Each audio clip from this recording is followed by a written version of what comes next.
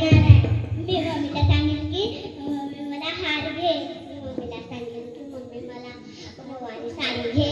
मी पण बोलेन मम्मी बांगड्या घे. चला मग